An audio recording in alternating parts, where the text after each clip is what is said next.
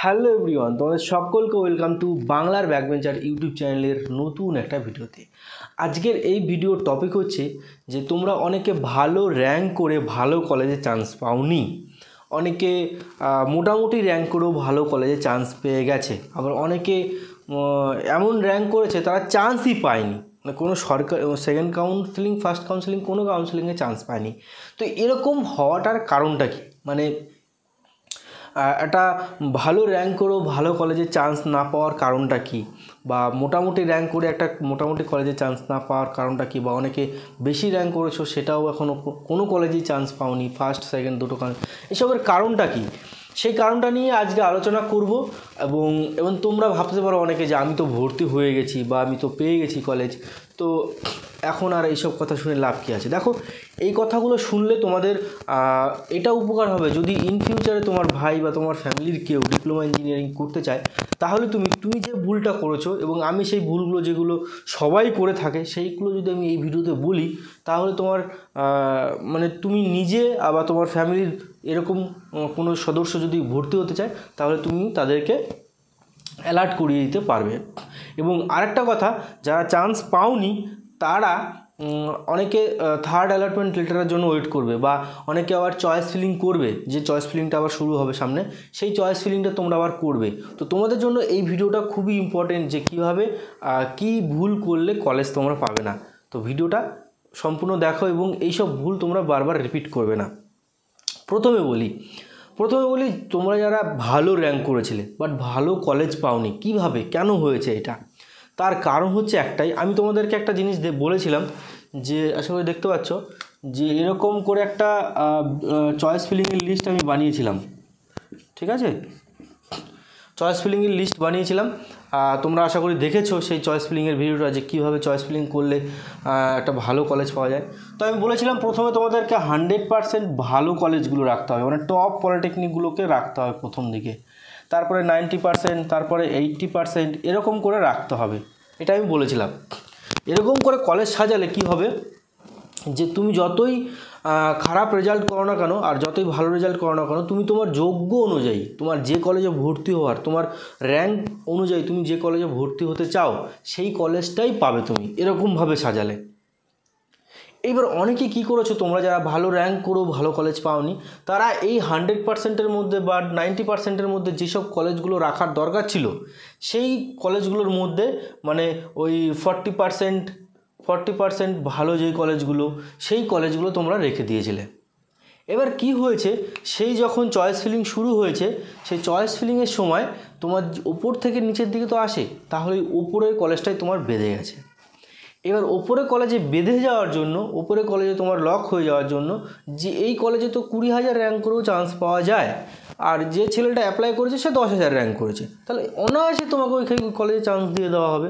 তো এরকম ব্যাপারের জন্য অনেকে তোমার ভালো র্যাঙ্ক করেও ভালো কলেজে চান্স পাওনি, মানে তোমার যোগ্য অনুযায়ী কলেজে চান্স পাওনি। এবার ব্যাপারটা হচ্ছে, অনেকে মোটামুটি র্যাঙ্ক করেও কীভাবে ভালো কলেজে চান্স পেয়ে যায়। মোটামুটি র্যাঙ্ক করেও যদি তোমার ভালো কলেজে চান্স পেতে হয়, ঠিক এরকমভাবে সাজাতে হবে, আমি যেরকমভাবে বলেছিলাম এরকমভাবে সাজাতে হবে। এরকমভাবে সাজালে দেখো, তোমার যোগ্য ছিল 10,000 র্যাঙ্ক করে যে কলেজে ভর্তি হওয়ার, তুমি 20,000 মানে 10,000 র্যাঙ্ক করেছো, কিন্তু ভর্তি হয়েছে 20,000 র্যাঙ্ক অ্যালোটেড কলেজে, মানে যে কলেজে 20,000 র্যাঙ্ক করলে ভর্তি হয়ে যায় সেই কলেজে তুমি ভর্তি হয়ে গেছো, তাহলে তোমার যে সিট, তোমার যে র্যাঙ্ক, সেই র্যাঙ্কটা কিন্তু পেছনে চলে গেল। এইবার মোটামুটি যে র্যাঙ্ক করেছে, ধরো 15,000 র্যাঙ্ক করেছিল, 15,000 র্যাঙ্ক করেছিল একজন ছেলে, সে 15,000 র্যাঙ্ক করেছে এবং সে এরকমভাবে সাজিয়েছে, ভালো কলেজ প্রথমে, তারপরে মোটামুটি কলেজ, তারপরে আস্তে আস্তে আস্তে নিচের দিকে কলেজ সাজিয়েছে। সে কি করলো, প্রথমে একটা মোটামুটি কলেজে চান্স পেয়ে গেল, ধরো 15 নম্বর বা 20 নম্বরে গিয়ে চান্স পেয়ে গেল। এবার সে দেখলো যে এটা মোটামুটি কলেজ। এইবার 20 নম্বরে চান্স পাওয়ার পরে সে কী করলো, অটো আপগ্রেডেশন করলো। অটো আপগ্রেডেশন করে তার ওপরের দিকে যে কলেজগুলো আছে 1 থেকে 19 নম্বর অবধি, সেই কলেজগুলোর মধ্যে আবার কাউন্সেলিং হলো। এইবার তুমি যে 10,000 র্যাঙ্ক করেছিলে, সেই 10,000 র্যাঙ্ক করে যে কলেজটা তুমি ভর্তি হয়েছো, সেই কলেজটা কিন্তু অ্যাকচুয়ালি 20,000 র্যাঙ্ক করেও ভর্তি হওয়া যায়। তাহলে তোমার সিটটা চলে গেল 20,000 র্যাঙ্কে একটা মানে মোটামুটি থেকে আরও কম মোটামুটি কলেজে চলে গেল। এবার তোমার যে সিটটা ছিল সেই সিটটা কিন্তু এই উপরের দিকে এই যে ছেলেটা যে 15,000 র্যাঙ্ক করেছিল সেই ছেলেটা কিন্তু পাওয়ার সম্ভাবনাটা বেড়ে গেল। এইভাবেই কিন্তু মোটামুটি র্যাঙ্ক করে একটা ভালো কলেজ পাওয়া যায় যদি চয়েস ফিলিংটা সে ঠিকঠাক মতো করে। আর ভালো র্যাঙ্ক করেও কিন্তু একটা ভালো কলেজ পাওয়া যায় না এরকম ভুল করার জন্য। এইবার এই ভুলগুলো তো আর মানুষ বারবার করবে না, অনেকে বোঝে না, অনেকে ঠিকঠাক মতো চয়েস ফিলিং করতে পারে না, অনেকে ডিসিশন নিতে পারে না যে কোন কলেজে ভর্তি হবো, কোন ট্রেড নিয়ে পড়বো, বাড়ির কাছে না বাড়ির থেকে দূরে। আবার অনেকে কি করে বাড়ির কাছে পড়বে বলে সেটা ভালো কলেজ না হলেও সেই কলেজে ভর্তি হয়ে যায়, কারণ বাড়ির কাছে পড়বো, বাড়ি থেকে যেতে পারবো, এরকম মেন্টালিটির ছেলেমেয়ে অনেক আছে। তো ওই জায়গাগুলোতে মানে কম র্যাঙ্কের ছেলেমেয়েগুলো বেশি র্যাঙ্ক করা কলেজেও ভর্তি হয়ে যায় এবং মোটামুটি র্যাঙ্ক করা ছেলেমেয়েরা একটা ভালো কলেজে চান্স পেয়ে যায়। এটা হচ্ছে হিউজ পরিমাণে হচ্ছে এই ব্যাপারটা। এটা হচ্ছে যারা বোঝে না তারাই করে, যারা ঠিকঠাক অ্যানালাইজ করে না তারাই হয়।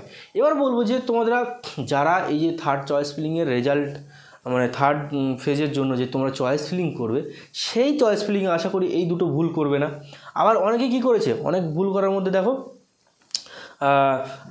প্রাইভেট কলেজ পুট করে দিয়েছে, 1 নম্বরে প্রাইভেট কলেজ দিয়ে দিয়েছি, ভুল করে দিয়ে দিয়েছি। তারপরে কিছু 8-10 নম্বরে প্রাইভেট কলেজ দিয়েছি, প্রাইভেট কলেজ বেঁধে গেছে। হ্যাঁ, এটা তো স্বাভাবিক। প্রাইভেট কলেজে তুমি 40,000 50,000 র্যাঙ্ক করে তুমি প্রাইভেট কলেজে ভর্তি হতে পারবে। আর তুমি যদি সেটা 1 নম্বরে দিয়ে দাও তাহলে তো ওইখানে প্রথম চয়েসই তোমার হয়ে যাবে। এরকম ভুল করবে না।